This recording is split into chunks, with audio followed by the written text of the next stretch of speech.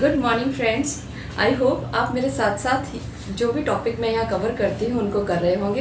अगर आप मेरे साथ साथ उन टॉपिक्स को कवर करेंगे और नोट्स बना लेंगे तो आपको आरजेएस और जेएलओ में कोई भी प्रॉब्लम नहीं आएगी।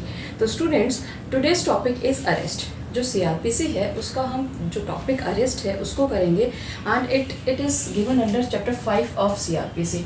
It is given under chapter 5 of CrPC and from which section to which section it is given under section 41 to 60A। ये जो चैप्टर है, चैप्टर 5 जो है, ये हमारा अध्याय 5 धारा 41 से धारा 60A तक दिया गया है कि अरेस्ट से रिलेटेड क्या क्या प्रोविजंस हैं सीआरपीसी में। जब कोई भी ऑफेंस होता है तो उसकी एफआईआर होती है। सेक्शन 154 में एफआईआर होती है तो उसका अरेस्ट भी फिर पुलिस ऑफिसर इन्वेस्टिगेशन करती है और उस इन्वेस्टिगेशन के दौरान में भी वो अरेस्ट भी कर सकती है।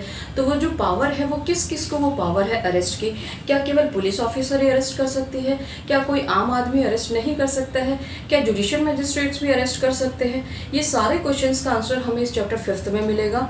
तो ये जो चैप्टर है, चैप्टर 41 to 60A, इवन इसका मैनर क्या है अरेस्ट करने का, कि किस तरीके से अरेस्ट कर सकते हो, क्या रात को भी अरेस्ट कर सकते हो, किस पर्सन को अरेस्ट नहीं कर सकते हो, क्या अथॉरिटी होनी चाहिए अरेस्ट करने के लिए। These all questions are given under this chapter. Yes, तो students, arrest, what is arrest? कि अरेस्ट है क्या? जो अरेस्ट है वो taking physical control of the body of a person under some authority और अथॉरिटी ऑफ लॉ।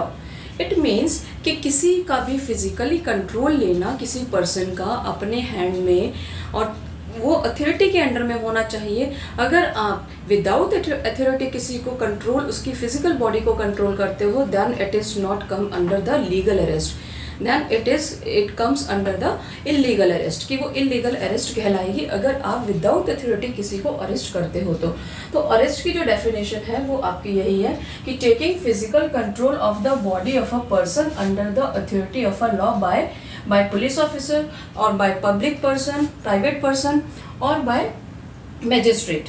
तो इन तीनों के द्वारा अरेस्ट को किया जा सकता है। Then arrest can be divided into two types, without warrant and with warrant। Arrest can be divided into two types, के बिना वारंट के भी अरेस्ट किया जा सकता है और वारंट के साथ भी अरेस्ट किया जा सकता है। तो स्टूडेंट्स, अगर आपने मेरी फर्स्ट वीडियो देखी होगी तो उसमें मैंने बताया था कि कॉग्निजेबल ऑफेंसेस क्या होते हैं, संज्ञेय मामले क्या होते हैं, कि संज्ञेय मामलों में कब पुलिस ऑफिसर गिरफ्तार कर सकता है बिना वारंट के। तो अगर आपने सेक्शन 2C पढ़ा होगा, section 2C that talks about cognizable offense, कि what is cognizable offense?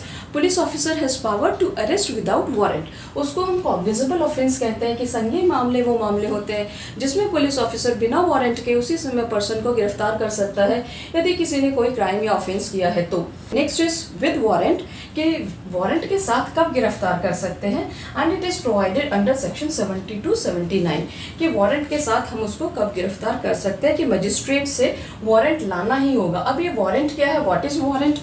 Warrant it is a formal authority issued by court और मजिस्ट्रेट, कि ये एक ऐसी फॉर्मल अथॉरिटी है जिसको या तो कोर्ट इशू करता है या मजिस्ट्रेट इशू करता है, जिसके थ्रू हम ये रिटर्न में होना चाहिए, signed and sealed by magistrate होना चाहिए। ये कैसा होना चाहिए? हम जब सेक्शन 70 करेंगे तो हमें पता लग जाएगा कि अरेस्ट कैसा क्या हो सकता है और कैसे इसको इशू किया जा सकता है। Yes, next provisions are from section 41 to 45 that who can arrest. In section 41 to 41D, some amendments were there। Amendments की ज़रूरत क्यों हुई स्टूडेंट्स? इन अमेंडमेंट्स की इसलिए ज़रूरत हुई क्योंकि पुलिस ऑफिसर जब भी कोई कंप्लेंट आती, जब भी कोई एफआईआर लिखाई जाती तो उसको तुरंत जाके अरेस्ट कर लेना, चाहे कोई भी ऑफेंस किया हो, और किसी ऐसे पर्सन को भी अरेस्ट कर लेना जिसका नाम एफआईआर में है, चाहे उसका केस से कनेक्शन हो चाहे नहीं हो, लेकिन अगर उसका नाम एफआईआर में है तो तुरंत अरेस्ट कर लेना। तो अरेस्ट को कम करने के लिए इन प्रोविजंस को, ये बहुत ज़्यादा इनका मिसयूज़ होने लगा था, तो इस मिसयूज़ को कम करने के लिए जो ये प्रोविजंस हैं section 41 to 41A to 41D जो है उनको सीआरपीसी में ऐड किया गया और सीआरपीसी में अमेंडमेंट किया गया। Yes, who can arrest? Arrest can be made by police officer, by private person and by magistrate। Arrest can be made by police officer, private person and magistrate। Under section 41 and 42 it can be made by police officer. Under section 43 it can be made by private person, and under section 44 it can be made by magistrate. Okay, now come to the next point students. The next point says that section 46 that how arrest is made, कि arrest को कैसे किया जाएगा, किसी person को arrest कैसे करोगे, किसी पर्सन को अरेस्ट कैसे करोगे, या तो उसको बाय वर्ड्स, कि अगर वो हो सकता है वर्ड से ही वहीं रुक जाए, अपने आप को सरेंडर कर दे, और अगर वो वर्ड से नहीं रुकता है बोलकर कि भाई हम आपको अरेस्ट करने आए हैं, और वो अपने आप को सरेंडर नहीं करता है, भागने की कोशिश करता है, तो फिर हम उसको टच भी कर सकते हैं, फिजिकली भी उसको टच करके अरेस्ट करेंगे। ये हमारा सेक्शन 46 कहता है। और 50 जो है वो 50 to 55A ये बताता है कि राइट्स ऑफ अरेस्टेड पर्सन, कि अरेस्टेड पर्सन के क्या क्या राइट्स हो सकते हैं, कि अरेस्टेड पर्सन के क्या क्या राइट्स हो सकते हैं। What are the rights of arrested person? Arrested person has a right under section 50A to inform his or her relative. अगर किसी को भी अरेस्ट किया है तो हम उसको क्या करेंगे, उसके किसी भी रिलेटिव को पुलिस ऑफिसर इन्फॉर्म करेगी कि हमने इसको, जिसको भी अरेस्ट किया है, कि उसको वहाँ से अरेस्ट किया, इस टाइम में अरेस्ट किया है, तो ये उसका राइट है। और सेक्शन 50 जो है वो कहता है राइट्स ऑफ अरेस्टेड पर्सन, कि उसको पूछने का अधिकार है कि भाई मुझे किस ग्राउंड पर आपने अरेस्ट किया है। तो ये जो अरेस्ट से रिलेटेड प्रोविजंस हैं ये आपके आर्टिकल 22 जो है, आर्टिकल 22 उसमें भी प्रोवाइडेड है कि अगर किसी पर्सन को लीगली अरेस्ट किया जाता है, उसका क्लॉज 1 और क्लॉज 2 स्पेशली जो अरेस्ट की है उसी की बात करता है, कि अगर किसी पर्सन को अरेस्ट किया जाता है तो उसको सेक्शन 57 के अंडर में 24 आवर्स में ही, and excluding the time of journey, जो उसका जर्नी का टाइम है उसको एक्सक्लूड करके छोड़कर उसको 24 घंटे के अंदर अंदर मैजिस्ट्रेट के सामने पेश किया जाएगा। This is the right of arrested person, कि ये भी उसका राइट है कि 24 घंटे के अंदर अंदर उसको पेश किया जाए। और अगर पुलिस ऑफिसर ये गलती करता है कि उसको 24 घंटे के अंदर अंदर पेश नहीं करता है तो उस पुलिस ऑफिसर भी एक्शन हो सकता है। Then next right of the arrested person is medical examination, कि वह अपना मेडिकल एग्जामिनेशन करवानेगा, कि उसके मेडिकल एग्जामिनेशन में भी अगर वो रिक्वेस्ट करता है तो उसका मेडिकल एग्जामिनेशन भी करवाया जाएगा। And 55A is health and safety, कि अरेस्टेड पर्सन की हेल्थ एंड सेफ्टी का भी ध्यान रखा जाएगा।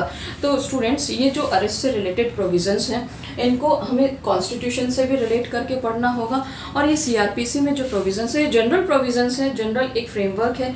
इसको डिटेल में कि जो सेक्शंस हैं उनको डिटेल में मैं नेक्स्ट वीडियोस में आपको बताऊंगी कि 41 to 40D जो है वो वेरी इंपॉर्टेंट सेक्शंस हैं, अक्सर एग्जाम में पूछे जाते हैं। तो स्टूडेंट्स आई होप कि आपको अरेस्ट से संबंधित ये जितने भी प्रोविजंस हैं ये आपको बिल्कुल समझ में आए होंगे, और मेरी नेक्स्ट वीडियोस आप कंटिन्यू देखना ताकि आपको पता लगे कि इनके अंदर क्या क्या है। ये तो जस्ट एक आउटलाइन है कि हाँ हमें पता होना चाहिए, और केस लॉस के थ्रू इन जो अंदर के प्रोविजंस हैं उनको भी समझाया जाएगा कि भाई सुप्रीम कोर्ट ने कौन से जो लीडिंग केसेस हैं उनमें इस अरेस्ट के बारे में क्या क्या कहा है। क्योंकि बहुत बार ऐसे क्वेश्चन अराइज हुए हैं कि अरेस्ट से रिलेटेड कि कब क्या किसको अरेस्ट करना है, किसको नहीं, कब कौन से टाइम पीरियड में करना है, कौन से टाइम, वुमेन को क्या अरेस्ट रात को भी किया जा सकता है, क्या नहीं किया जा सकता है। ये सारे के सारे प्रोविजन बाद चेंज हो गए हैं, तो हम इनको डीपली पढ़ेंगे। Students thank you for watching my video, and मैं रिक्वेस्ट करती हूँ कि आप अनदर जो वीडियोज़ हैं उनको भी आप ऐसे ही देखते रहेंगे। प्लीज़ मेरा चैनल सब्सक्राइब जरूर कर देना स्टूडेंट्स। Thank you.